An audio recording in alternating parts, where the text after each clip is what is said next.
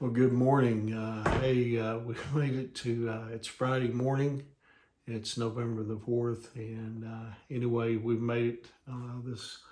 This has been a kind of an interesting week. And anyway, hope that you're doing well this morning. Hope you had a good Thursday. And certainly want you to, I haven't watched any weather this morning, but last I saw said we need to be weather aware today.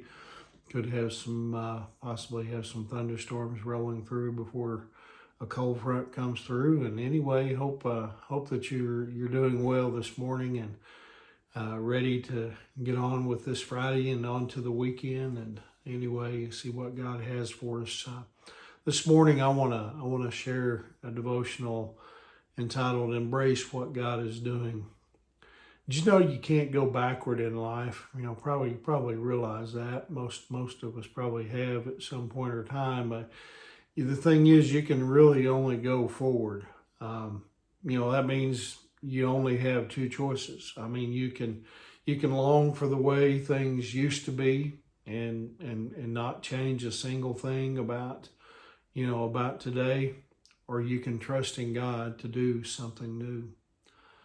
The Bible tells us in Lamentations chapter 3, verses 22 and 23, says, His mercies never come to an end. They are new every morning. God is a God of newness.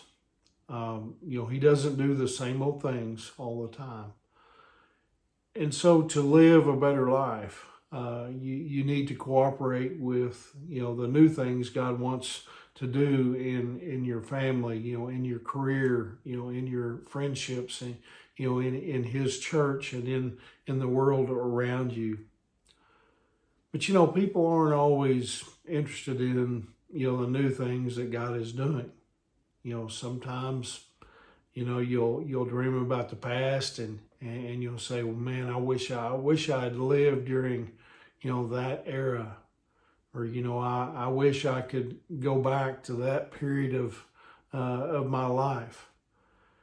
But, wishing for the past, it's like looking in the rearview mirror while driving down the road and never looking out the windshield. Because here's the deal, if you keep that up, you're going to crash into something.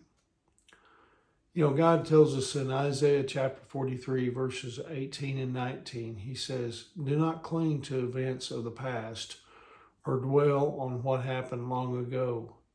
Watch for the new thing I am going to do. It is happening already. You can see it now. Before you can embrace, the new things that God is going to do in your life and in the world, you have to be looking for them. If you're always looking, backward, you can't watch for the new thing that God is going to do. I chose the word embrace intentionally here. Now, why did I do that? Well, it's because the word embrace means more than to just, agree with something or, to grudgingly accept it. You see, embrace means to be content with it or even love it. You don't embrace things that you don't love. God, He wants you and I, He wants us to embrace the new things that He does. And so how do you show God, that you're focused on the new things that He's doing? Well, you pray something like this: God, help me to do what You're blessing.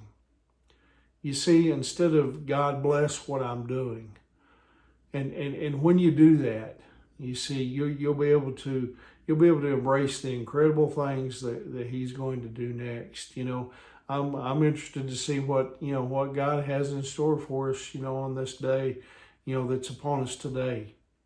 God wants to do something new in each of our lives, even on this Friday. Even though we're looking at this as we're finally to the end of this week, and we're glad that we've got here. God wants to do something new in each one of our lives, and He wants us to embrace that. Embrace that thought and to just look forward to what God wants to do in our lives. And so I pray that will encourage you today. hope you have a wonderful Friday. Hope you have a wonderful weekend.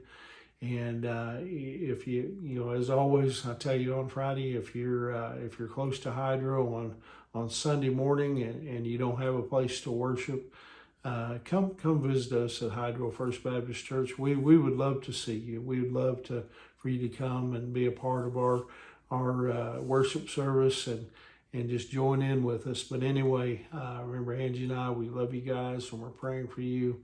And Lord willing, maybe I'll see you Sunday or maybe Monday. But anyway, God bless you.